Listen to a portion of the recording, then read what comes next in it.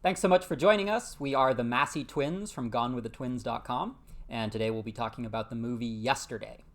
Now, this film is directed by Danny Boyle and written by Richard Curtis. And if you haven't seen a trailer, it takes place in England to begin with, and you have a character played by Himesh Patel. His name is Jack Malik, and basically, so he's an aspiring musician, wants to be a famous singer, songwriter, guitarist, and he basically is essentially failing at this. He's a struggling artist. He's a struggling artist. Yeah, his manager is played by Lily James, and while she believes in him, he's getting very little traction. The world hasn't taken notice. So during one fateful night, he ends up getting hit by a bus, and all of the lights go out across the world. An unexplained phenomenon. It's not. In fact, they never reveal why. But the Beatles are erased from history, as are a few other strange things like Coca-Cola's gone and Oasis is gone and things like that. But the main aspect is that the Beatles have been erased from history.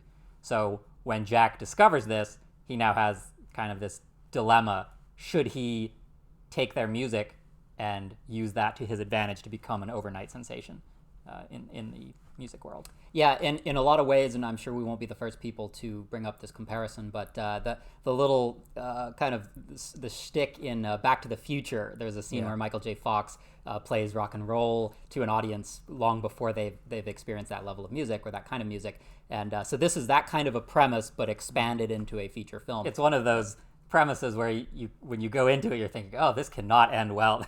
How do you undo this sort of thing? Well, since you bring that up, that's one of the first things that I thought worked really well about this film, and that is I did not get this nagging sense that his lie is going to come crashing down upon him. This is something that plagues a lot of lighthearted comedy dramas, romantic comedies, in that the predicament that they've created for themselves is so colossal, is so complex that at some point when the lie is exposed, it's going to be nightmarish. And I actually didn't get that sense throughout this film. It also rarely even hinders his relationship with the Lily James characters. Yeah, and that's the second thing that impressed me the most about this film is on the outside, it's about this gimmicky fantasy. The Beatles are gone, and he's going to take credit. And how does he use this fame and all of the tremendous catalog of music?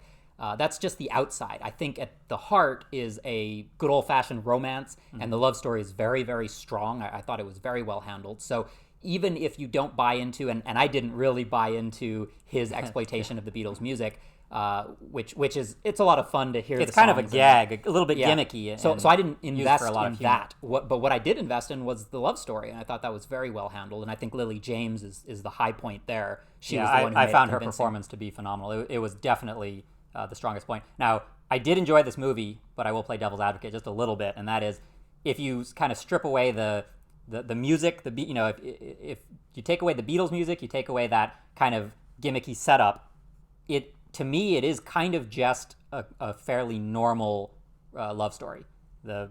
Boy meets girl, boy loses girl, boy gets and see, girl that's back. what worked for me. Yeah, no, it's a classic story and it works well. It's just not super original without that sort of gimmick. Now, and the other thing, of course, is the music. It's hard to dismiss the Beatles music because it's so iconic.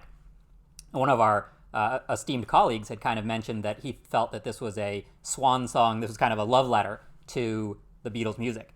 And he's right. However, if you are not a huge fan of the Beatles, I think you're going to miss a lot from this movie. You might not take away from it the same things as you would. Yeah, there's a lot of lines of dialogue, as he had pointed out. A lot of little jokes, too. And I think a lot of people will be familiar with the music, but in a different way. This movie actually kind of goes alongside movies like Bohemian Rhapsody and Rocket Man, in that you get all of this great music that you're familiar with, but you also get in those films a biographical account that goes along with it. Here, it's all just pure fantasy, but I think that the story is very well grounded. I think the romance and the characters are grounded to the point where those were the elements that I believed in. Even if you don't get on board with the whole, what was it, solar flares and for whatever reason, for an inexplicable reason, just the Beatles and Coca-Cola and a few other tidbits are just completely missing. It also helps that the film is very funny.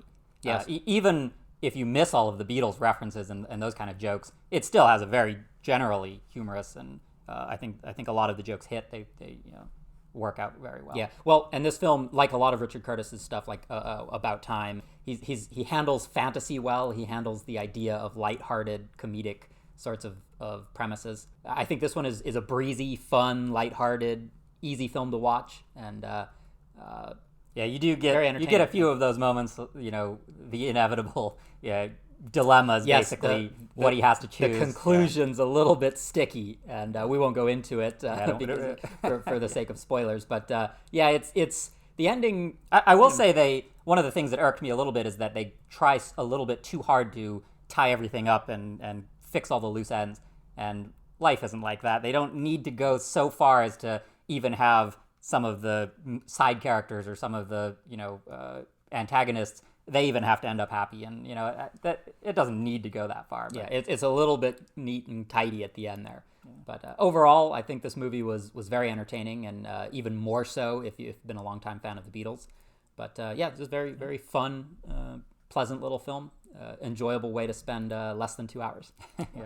All right, well, that about wraps things up. So thank you so much for watching, and we will be back with another movie review before you know it.